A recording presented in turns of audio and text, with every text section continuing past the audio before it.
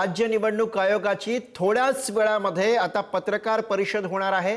राज्यातील 29 महापालिका निवडणुकांची घोषणा होण्याची शक्यता वर्तवली जाते। महापालिका निवडणुकीच्या तारखांची घोषणा होण्याची शक्यता आहे।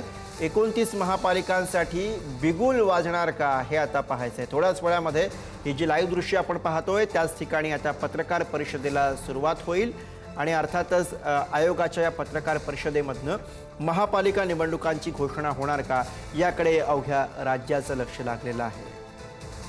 तर कोणकोणत्या महापालिकांच्या निवडणुका या पेंडिंग आहेत आपण बघूयात ग्राफिक्सच्या माध्यमातून। मुंबई, ठाणे, नवी मुंबई, पुणे, नाशिक, नागपूर, संभाजीनगर, मालेगाव, अकोला, अमरावती, नागपूर, त्याचबरोबर चंद्रपूर, पनवेल, कल्याण, डोंबिवली आणि उल्हासनगर। त्यापाठोपाठ भिवंडी, वसई, विरार, मीरा भाईंदर, पिंपरी चिंचवड, सोलापूर, कोल्हापूर, अकोला, नांदेड, लातूर आणि परभणी या महापालिका।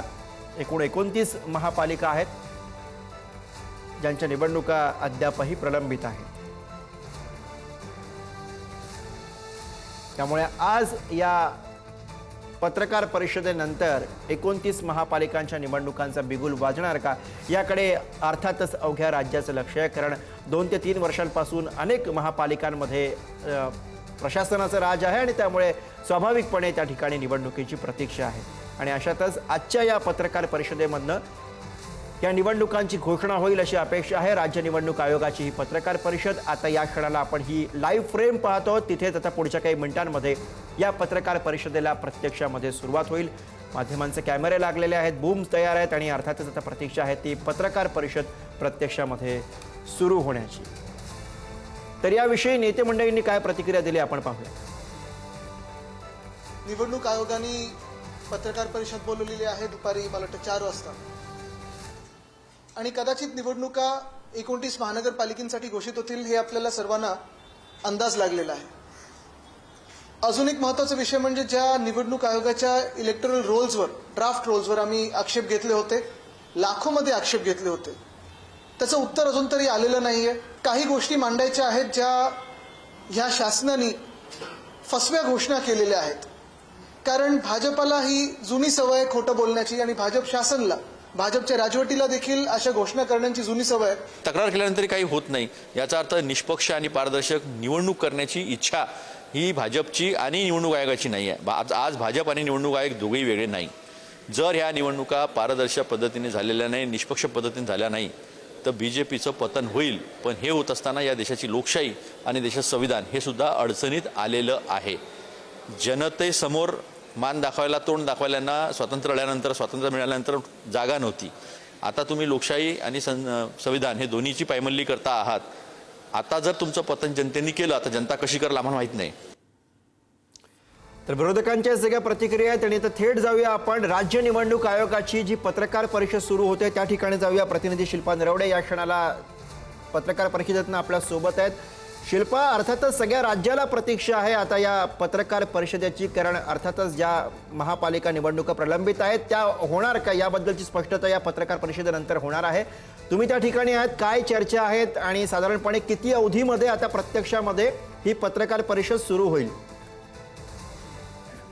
गुरु, आपण जर पाहिलं तर राज्यातील राजकीय वर्तुळात गेल्या काही दिवसांपासून सातत्याने चर्चेत असलेल्या ज्या महापालिका आहेत आणि जिल्हा परिषदेच्या निवडणुकांच्या तारखा जाहीर होण्याची आज दाट शक्यता आहे। राज्य निवडणूक आयोगाची आज पत्रकार परिषद आहे। अगदी काही 5 ते 10 मिनिटात ही पत्रकार परिषद सुरू होईल। मात्र ही परिषद अत्यंत महत्त्वाची आहे कारण यावेळी स्थानिक स्वराज्य संस्थांच्या निवडणुकींचे वेळापत्रक देखील यामध्ये घोषित केले जाणार असल्याची बोललं जात आहे। राज्य निवडणूक आयोगाने ही पत्रकार परिषद मुंबईतील सह्याद्री अतिथीगृह इथे आयोजित केलेली आहे आणि या पत्रकार परिषदेत आयोगाकडून महापालिका आणि जिल्हा परिषदेच्या ज्या निवडणुकीच्या तारखा आहेत किंवा संपूर्ण कार्यक्रम जो आहे तो जाहीर केला जाणार असल्याची माहिती सध्या समोर येत आहे।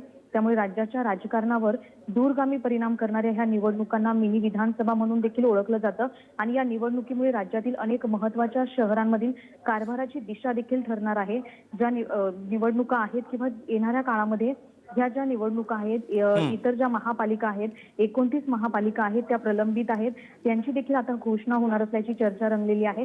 महापालिका आणि जिल्हा परिषदेच्या निवडणुकांच्या तारखा आता थोड्याच वेळात या पत्रकार परिषदेतून जाहीर होणार आहेत। गुरु, अगदी शिल्पा, आपण म्हणतोय थोड्याच वेळात जाहीर होतील. आपण प्रेक्षकांना शिल्पा आता लाईव्ह फ्रेम दाखवतोय, ज्या ठिकाणी अर्थातच आता राज्य निवडणूक आयोगाची पत्रकार परिषद सुरू होईल. तुम्ही त्या ठिकाणी आहात, काय लगबग जाणवते? साधारणपणे 4ची वेळ दिलेली होती, 4 वाजून गेलेले आहेत आता. किती वेळामध्ये पत्रकार परिषद प्रत्यक्षामध्ये सुरू होईल? नक्कीच गुरु, आपण जर पाहिलं तर राज्य निवडणूक आयोगाची पत्रकार परिषदेचा वेळ हा 4 वाजता दिलेला होता. 4 वाजून आता 1 मिनिट झालेली आहेत आणि अगदी 5 ते 7 मिनिटांमध्ये ही पत्रकार परिषद सुरू होणार असल्याची माहिती समोर आलेली आहे. सह्याद्री अतिथीगृह इथे ही पत्रकार परिषद पार पडत आहे. अगदी 5 ते 10 मिनिटांमध्ये ही पत्रकार परिषद सुरू देखील होईल. मात्र महानगरपालिकेच्या निवडणूक असतील किंवा त्या संदर्भातली जी निवडणूक आयोगाकडून जी माहिती आहे किंवा ज्या या निवडणुकांची जी घोषणा आहे ती या पत्रकार परिषदेतून होणार आहे आणि या संपूर्ण महाराष्ट्राचं, राज्याचं लक्ष या पत्रकार परिषदेकडे लागलेलं पाहायला मिळतंय. कारण राज्यातील ज्या 29 महापालिका आहेत त्या निवडणुकांसाठी प्रलंबित आहेत. त्यामुळे महापालिका आणि जिल्हा परिषदेच्या निवडणुकांच्या तारखा या पत्रकार परिषदेमधून जाहीर केल्या जातील. त्यामुळे सर्वांचंच लक्ष या पत्रकार परिषदेकडे लागलेलं आहे. मात्र आता 4 वाजून 1 ते 2 मिनिटं झाली असले तरी अगदी 5 ते 7 मिनिटांमध्ये ही पत्रकार परिषद सुरू होईल गुरु. अगदी शिल्पा, त्यामुळे आता 5 ते 6 मिनिटांमध्ये शिल्पा नरवडे आपल्या प्रतिनिधी सांगतात त्याप्रमाणे 5 ते 6 मिनिटांमध्ये ही पत्रकार परिषद प्रत्यक्षामध्ये सुरू होईल.